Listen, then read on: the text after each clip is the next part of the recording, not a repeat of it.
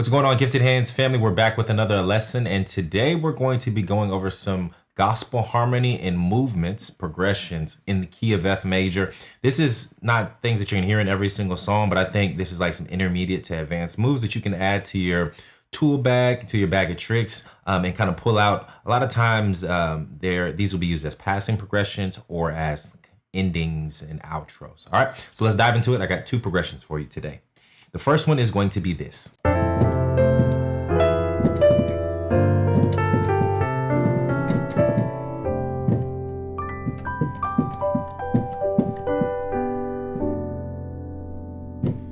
All right, so the first progression, well, actually we're gonna be in the key of F major for this whole video, as I said, but this first progression is essentially a one chord. We're gonna play one, like major. Then we're gonna throw in this diminished major 7 on the 1. So 1 major, we're keeping the 7th, but then we're gonna move the rest of the notes to form a diminished triad. So go from F major to F diminished, but keep the major 7th. And this may be a chord that you're not super familiar with. It's used more like in a jazz context, but it's a good one to add. Most gospel musicians already play diminished chords. Normally we're used to like fully diminished or half diminished, but another one, fully diminished, half, is diminished major 7. And this one is also a good passing chord that we can throw in a bunch of different contexts and scenarios, but for this one, we're just gonna talk about it on the 1. So we got 1, diminished 1, and that's gonna pass us to the 2, to the 5, 5, 1. So essentially we're just doing 1, this diminished pass on the 1, and then that's gonna get us to the 2. So 2, 5, 1. So really this is just like a big turnaround that we really just running around in circles, right? Because we got 1, pass, 2, 5 to the 1, okay? So this chord progression can be used anywhere where you really need to just get back to the 1, or anytime you're like sitting on the 1 and you just got some time to spare, there's space, and you just want to add some type of movement. So one of the songs that pops up in my mind is Jesus, You're the Center of My Joy, and it would be Jesus, You're the center of my joy. Pass.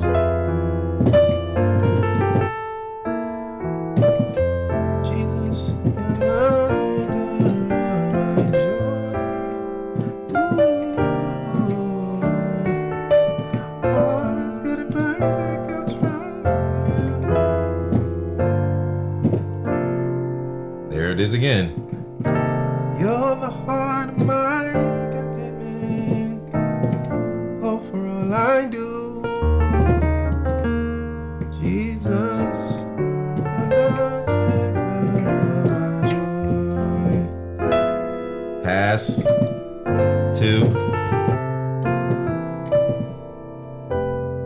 All right. So anytime you're on that 1, yeah, diminished major 7 on the 1. And I'm just playing it with both hands, which if you're wondering why there's so many notes, just doing the same thing, left hand, right hand, left hand, right hand.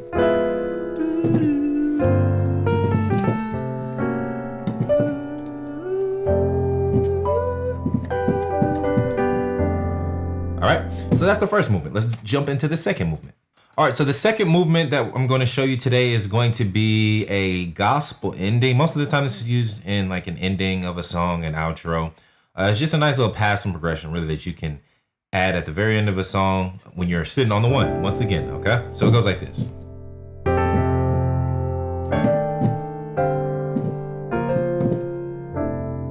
So you start on the 1, pass, 1 dominant, 4, minor, 4,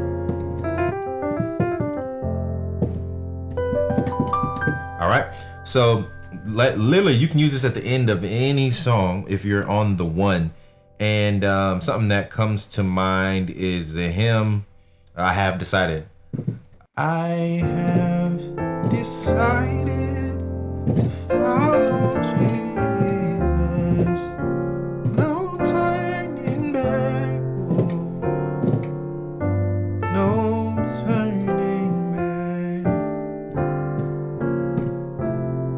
Right? So that's one way to play it. I kind of played it rootless. But another way would be no turning back. No turning back. No turning back. Ooh. No turning back. All right, so that's the move. So let's break it down real quick. We're on the 1.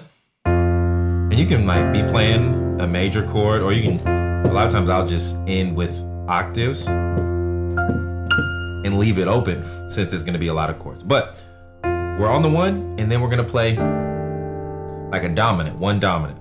I really think that some type of extended or altered chord sounds best. Don't play your regular dominant. It's gonna sound, it'll sound okay, but if you really want this to stand out, add some extensions or some alterations.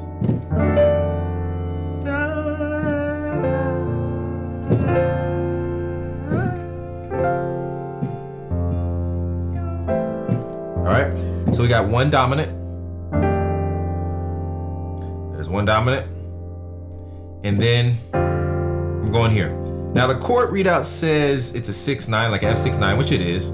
But I really like to think of this as like a 1/4. Because if I was playing the bass notes, I wouldn't do 1 to here, which, I mean, it does sound good. It sounds fine.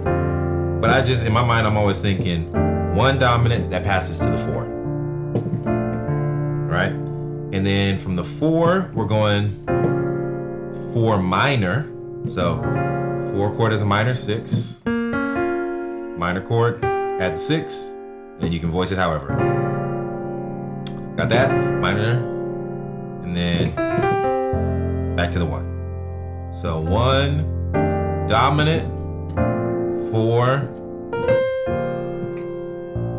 minor to the 1. Okay? Or another way that we can play that is 1 dominant, 4. But I like to sometimes keep the 1 as a pedal. So it kind of just depends on literally whatever I'm feeling in the moment. There's no particular reason why I'm using one over the other. I think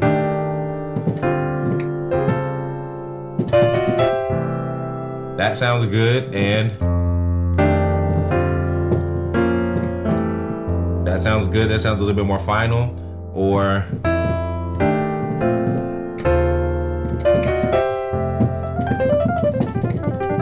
that works too. There's a bunch of different ways that you can play this in different iterations that you can use, but they all work. All right. So one other way, I'll keep going. 1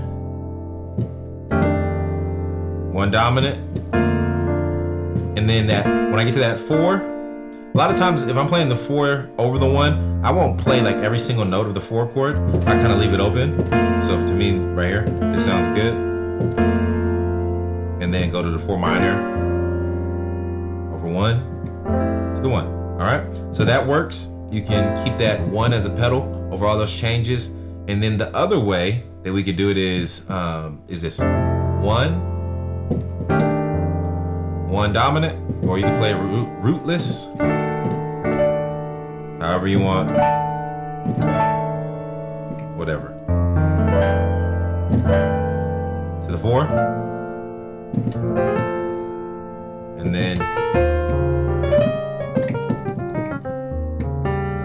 then instead of the 4 minor, really the 4 minor is the same notes. We're gonna use the same notes for like a 2 half diminished.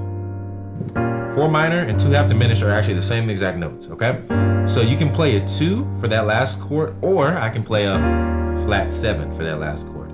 2 half diminished, 4 minor 6, or flat 7 chord dominant are all essentially using the same notes. We're using B flat, D flat, F, G, but just the bass note will change, okay?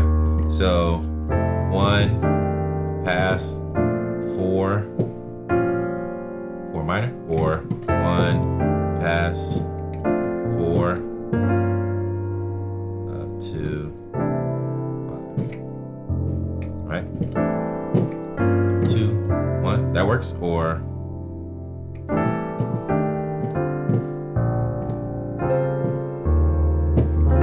flat 7, dominant.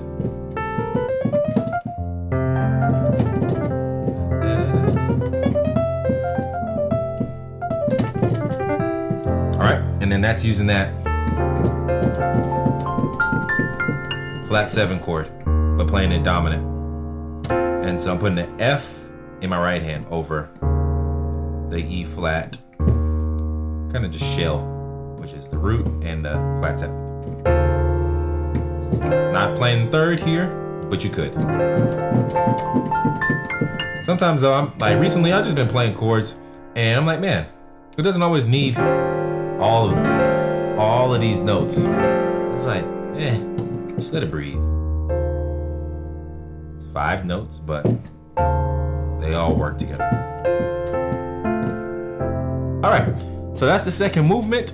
That's all I got for you today. Y'all practice these 2 moves. See what songs you can use them in.